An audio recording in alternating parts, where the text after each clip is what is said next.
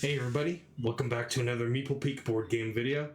Today we're going to be looking at a deluxe edition of Moon. I just played this with my wife today at the Glass Die, one of my favorite board game stores, and decided to go ahead and pick it up, and it was a lot of fun. And right now it's actually on Kickstarter. There's a second printing of this with a whole bunch of extra stuff that you can pick up. But I'll tell you, if you live in the area around Reno, you can actually get the base game, the deluxe base game, with the Valkyrie expansion cheaper than what it's going for right now on Kickstarter. It's like on Kickstarter, I think the main game is around $55, and then an additional $18 for the expansion. And if you pick it up with the Glass Die, it's $60 for both. So save yourself some money. You don't have to wait till next year to pick it up. That's pretty good, and it's a good game. If you've played Streets and Villagers, this is like the culmination between the two, and I liked it quite a bit better. I like Villagers, but I like the theme, and I like the drafting of Moon better than Villagers. So, it is 1 to 5 players. It is over here somewhere. 1 to 5 players. It takes 30 to 60 minutes to play, which for your first game, 60 minutes is being nice. It took us a couple of hours sitting down, reading the rules, and figuring it out. The rule book is a little confusing, but nothing horrible. So let's just go ahead and bust it open. I'll start by getting the expansion off the top. Maybe.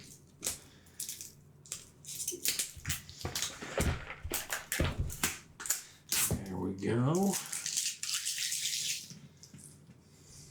We'll open up Valkyrie here in a second. And this thing is really nice. It's got really cool screen printed wooden meeples. Nice resources. You'll see here in a second if I can get it open. So. Really nice box. We have all of the resources, which come in their own tuck boxes, which is really slick. Here's the rovers. See if I can put it in front of the green screen. There you go. Nope, it is not going to do it. Okay. Take a look at those little guys. Those are really nice, and they're screen printed on both sides in multiple colors. They're really well done. So that's the rovers.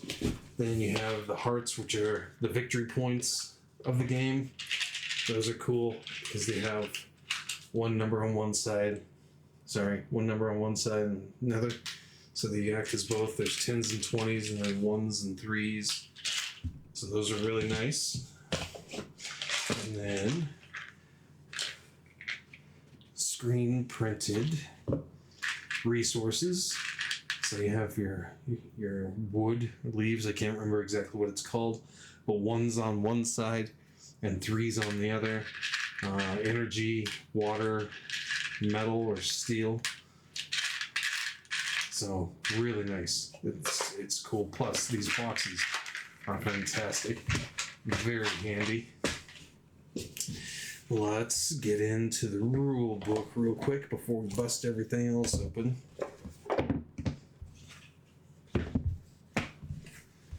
Okay. So the rule book, nice and tiny.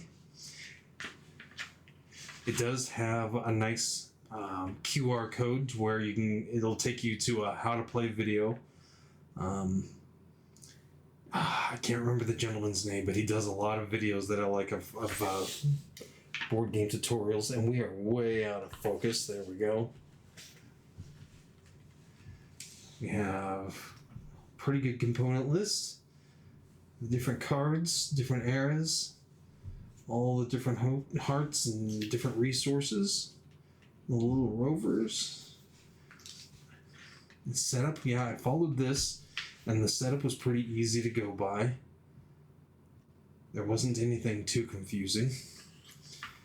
And then it gives you a good breakdown: production phase, construction phase, and then scoring phase. And you do that for 3 rounds, 3 eras. In a 2-player game, each player gets a certain amount of cards set up. Where was it? It was like 8 cards in a 2-player game. For some reason, oh, here we go. No, that's not it. So, players' hands, number 6. Huh.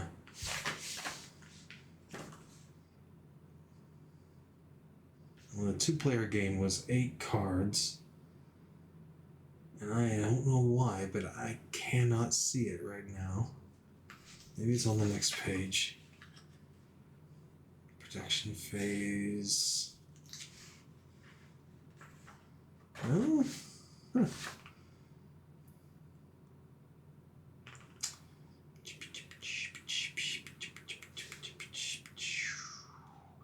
Well, it doesn't matter. You get the game, it's in here. Somewhere. Center face up. Yeah, nope. Arrow place.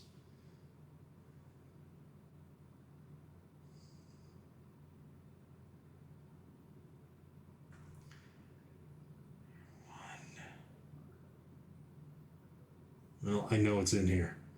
I don't know why I am not seeing it right now, since these are the only 2 pages for setup, but there's different amounts of cards that you give out for different player levels, up to 5 people, and 2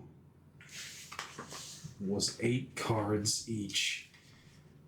And it is crazy that I am not seeing it now.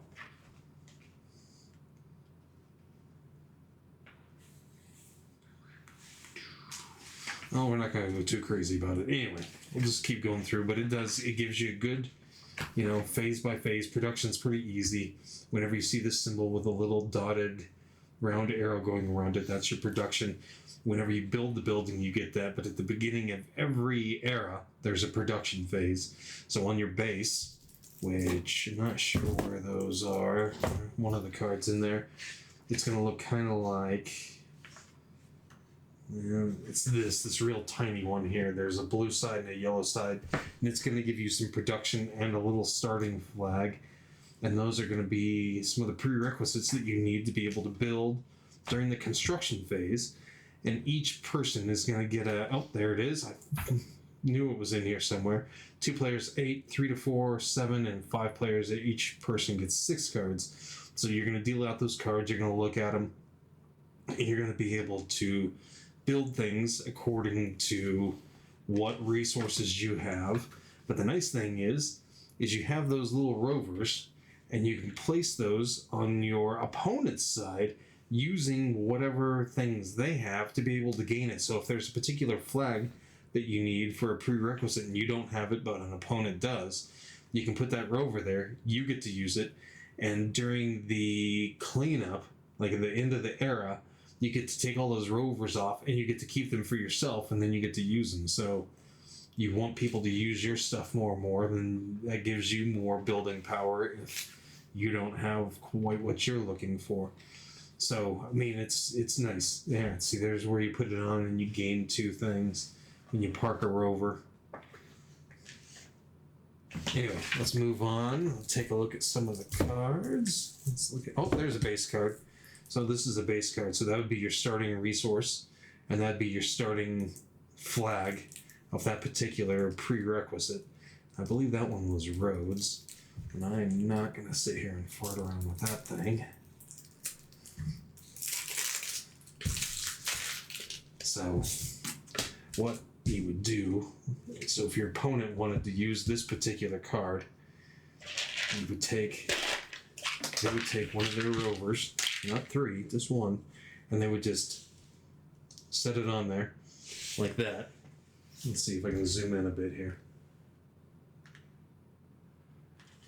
Like that. I know it's a little It's a little blurry. Sorry, my camera's not the best, but you put your rover down there, and then you get that resource. Or if you put it on this side, you would get that particular flag to help take care of any prerequisites that are going to be up here in the corner. I'll show you some of those in a bit. Oh, here, better yet. You see it? That just does not want to focus today.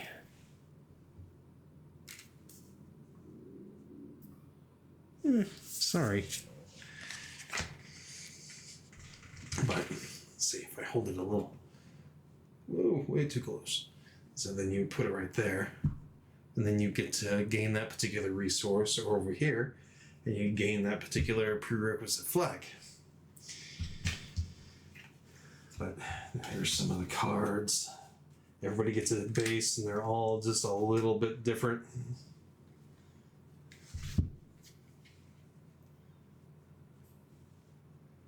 Yeah, so they all have a different flag, one of the 5 flags, and they all give you a different resource. Oh, that's a nice one. So and that's only for 3 or more players. That's why I didn't get to see this one. Every production phase, you would get a rover, which is really nice. More rovers is better. Plus, it's a tiebreaker. If you're ever, when you're over here at the end of every era, whoever has the most of a particular type of flag will get 3, 4, or 5 victory points, depending on the era. Sorry, there we go. These different types of flags will get 3, 4, and 5 victory points, depending on who has the most. And if there's ever a tie, the tiebreaker is whoever has the most rovers left over in reserve. And I'm going to zoom out since I seem to keep forgetting that I'm way zoomed in. Sorry about that. There we go. So yeah, those are all the different bases that you get. And then there's these special little powers for different, whoever's the first player, whoever has the first expedition card, which is pretty fun. And then there's all kinds of really fun things in here, all kinds of different things you can do. Gives you all kinds of different little bonuses every different era that you go into. It's got the kind of silly artwork, same as villagers and stuff. It's like Earth Foods, so you have your Whole Foods and a pool, a park, a pub, embassy. Somewhere in here there was an obelisk. There was like there's a space sling. There was a thing called Evil Corp in here somewhere. Don't know where. It's buried in here somewhere. But it's got all these silly things, workers' unions. In the lower ones, there's like an outhouse. There we go. There's Evil Corp.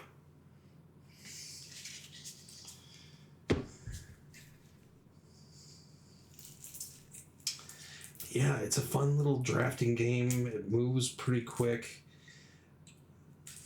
You're definitely going to have to play more than one game to really kind of catch on. We only played the one game, and there's so many options in the game of this. You just don't know quite what to do. My scavengers, these vapor, then labs, potato vats, big 3D printer, junkyard, taco truck, potato cart. And they all do different things. Like the blue cards are all production cards. Whenever you build one of these little guys, you get whatever the production is. This is how much you pay for it up here. So this would take 1 energy to play, but you would get 2 water for doing it. Thorium plant, pay 1 metal, but you get 2 energy. Worm pin, pay a metal, get 2 bio tokens. There's all kinds of different stuff. Really cool little cards. Okay. And then there's all of these cool reputation cards that you randomly deal out for the number of players. Cut my finger off. There we go. These are really warped. That's kind of odd. Look at that. Nice bends to them. More buildings. Oh, solo play. There we go. Bunch of solo cards. Brad, here's your solo game. You might like this one. You'll have to give it a go. Some player quick reference. And then these are reputation goals. So you have certain things that you can do, or certain things you meet, and then you get some certain ability, maybe an ongoing ability, maybe a one-time shot. This one says have 5 resources of one or more resource type. Then you get an in-game victory point plus ongoing ability. You take X hearts whenever you flip a structure card. So there's some pink ones like this that allow you to flip it. So whenever you flip it, this would give you victory points depending on what era you're in. So the sooner you do it, the more victory points you get. All kinds of have no rovers in your supply. 3 or more flags of one type, identical blue structures. And then there's bronze, silver, and gold, so they get harder to do. Like this one wants 3 of every type of resource. But when you do it, you get to build 1 free card. So you get some really cool stuff going. So lots of fun combos there.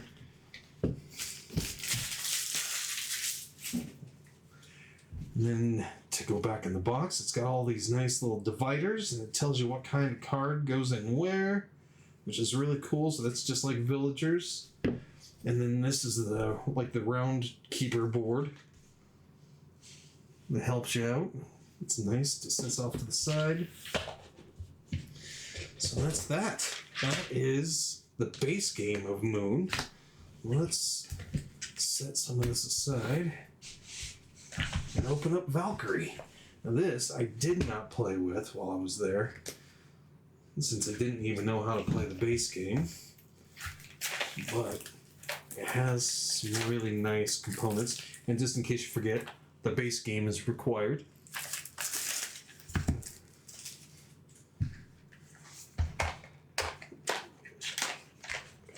Imagine, everything should fit into the main box once you have everything. But, yeah, because this would be a pain. Have to stick everything back in here. So, we have another divider, which for the box, which is nice. So let's add that there. Another board that I have no idea what it has to do with, except these little cool meeples. These are really neat looking. Let's see, here we have expansion instructions. So these are Valkyries. They're really nice. Another good double-sided screen printed mini or meeple with multiple colors. It's really nice. They did a good job. Production quality is really good on this.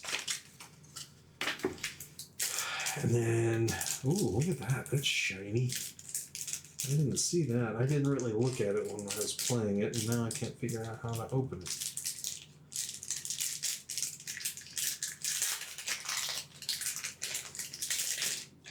Look at that.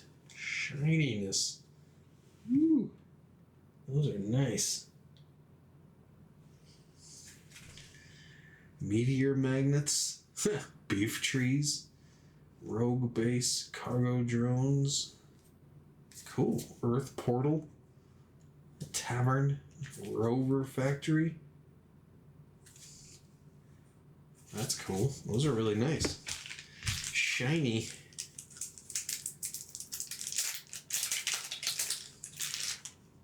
Oh yeah, and they have a little symbol up here. It's probably hard to see, but it's the Valkyrie symbol, so you know what it goes to what set.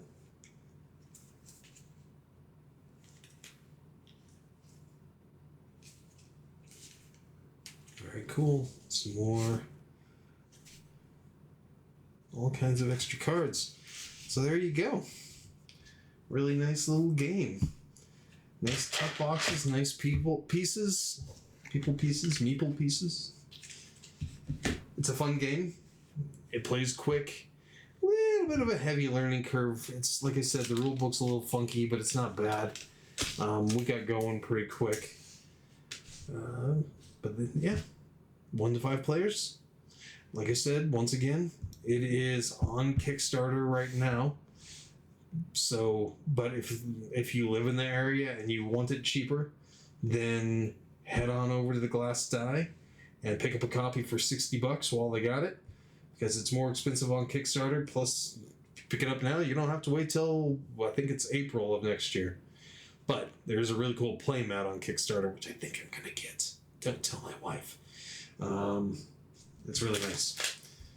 I'm not usually one for playmats, but this particular one has everything, has places for everything set up.